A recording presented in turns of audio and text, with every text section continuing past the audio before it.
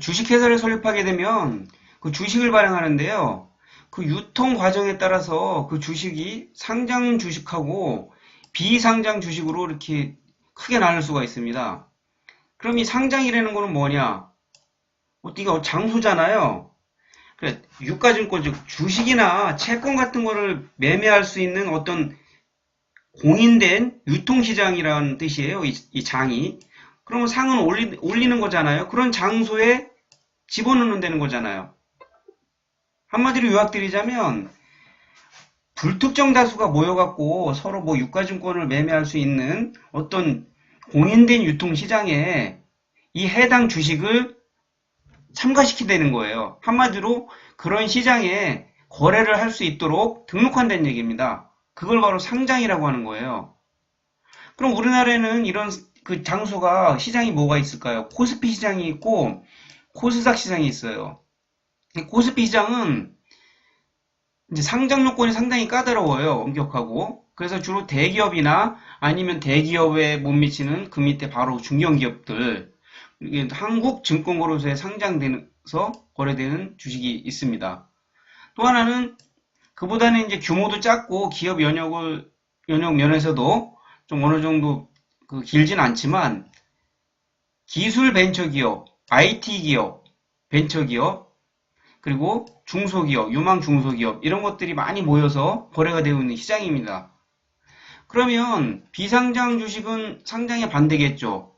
아직 그 시장에 진입하지 못한 그 회사의 주식이란 뜻입니다. 그러니까 여기서도 장외 주식이라고도 하는데요. 왜? 이 시장 바깥에 있는 주식이라서 장외 주식 아닙니까? 그래서 이런 비상장 주식은 어떻게 거래가 되느냐? 할 수 없습니다. 뭐 개인 간에 서로 매수자 매도자가 아름아름 아니면 누구 중개인을 그 컨설턴트를 통해서 만나든지 해가지고 직접 만나서 서로 조건을 협의해서 매매하는 겁니다. 그리고 상장 주식, 비상장 주식의 원칙상 가장 또 중요한 차이는 양도소득세 유무가에서 차이가 많이 납니다. 비상장 주식은 그 주식을 팔아서 매매 차익이 발생했으면 반드시 양도소득세를 내야 됩니다. 상장 주식은 뭐 예외 조항이 있긴 하지만 원칙적으로 양도소득세를 내지 않습니다. 매매 차익이 발생해도. 그래서 비상장 주식을 매매할 때는 상장 주식은 사실 이 상장을 할 때 그 상장 조건이 상당히 엄격하고 까다롭습니다. 그래서 왜냐하면 불특정 투자자들이 이거를 믿고 이 시장을 믿고 거래를 해야 되기 때문에 뭐 중간에 공시도 해야 되고 하여튼 규제를 많이 받아요. 근데 비상장 주식은 내가 알아서 다 해야 됩니다. 한마디로 공개가 돼 있지 않잖아요. 그렇기 때문에 가급적 비상장 주식을 매매하실 때는 뭐 다른 자료도 많이 뭐 찾아보시겠지만 금융감독원 전자공시 사이트 다트라는 곳에 가시면 거기에 그 비상장 주식이라도 그 정보 검색을 하면 많은 아주 알토란 같은 정보를 구할 수 있는 경우가 많습니다. 자, 그러면 비상장 주식은 항상 이렇게 불리하기만 하는 걸까요? 상장 주식에 비해서? 꼭 그렇지만은 않습니다. 어떤 아주 우량 비상장 기업의 오너들은 일부러 상장을 안 시키는 경우가 있습니다.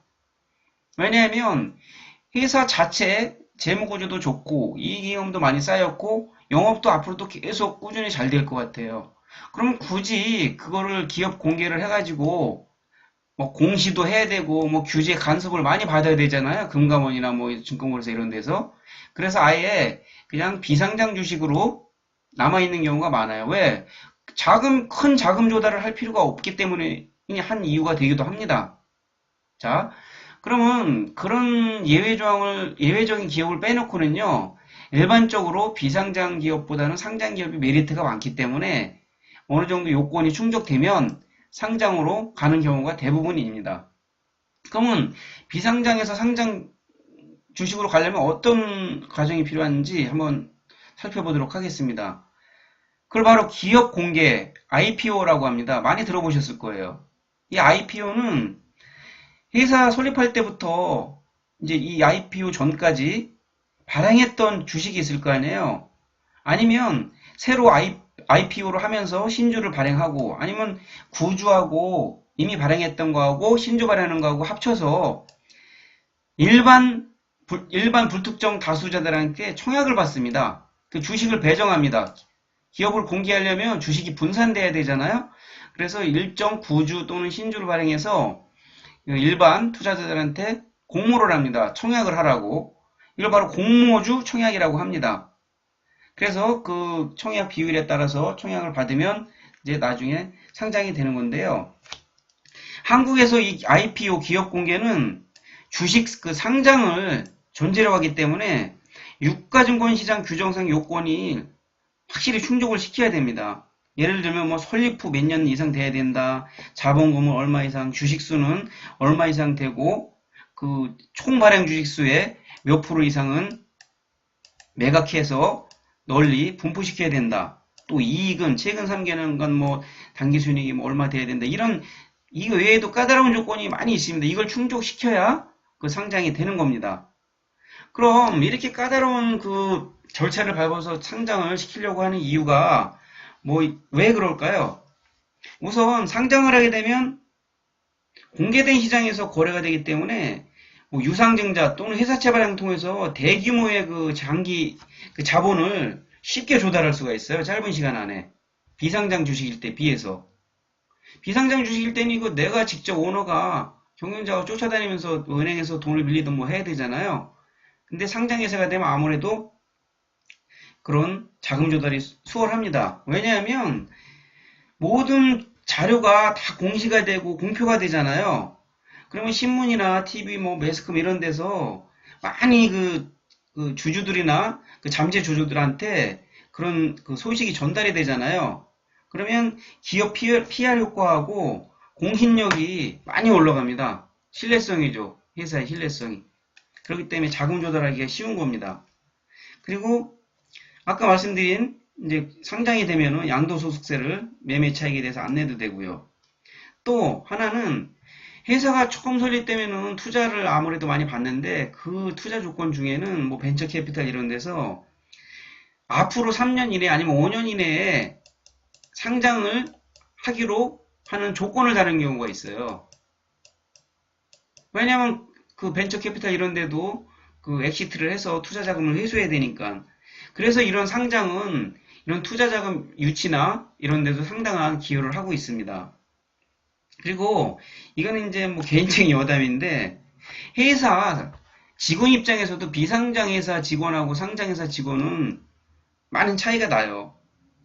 그 은행에서 대출 받으러 갈 때도 솔직히 상장 기업이냐 비상장 기업이냐에 따라서 대출 여부, 대출이 되느냐 마느냐, 그리고 이 된다 손 치더라도 그 신용도 차이에 있어서도 뭐 금리 결정할 때 이 신용도 차이에서도 제가 알기로는 차이가 나는 걸로 알고 있습니다.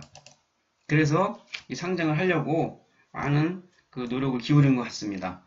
자, 그럼 비상장 주식에서 상장 주식으로 변화하는 과정인 기업 공개에 대해서도 알아봤는데요. 그 중에 특히 기업 공개할 때 일반 주주들이 참여하는 게 그 공모주 청약인데, 한때는 이 공모주 청약이 그 황금알을 낳는 거위였었어요. 공모주 청약해서 당첨만 되면 그냥 뭐 두세 배씩 벌 때도 있었는데 요즘엔 그렇게 녹록한 것 같지는 않더라고요. 그래서 혹시 이런 뭐 기업 공개할 때 공모주 청약 그 뭐 어떤 뉴스나 어떤 공시가 나오면 이제 옛날 같지 않으니까 차분하게 아주 꼼꼼히 살펴보고 청약을 하시면 좋을 것 같습니다. 네, 감사합니다.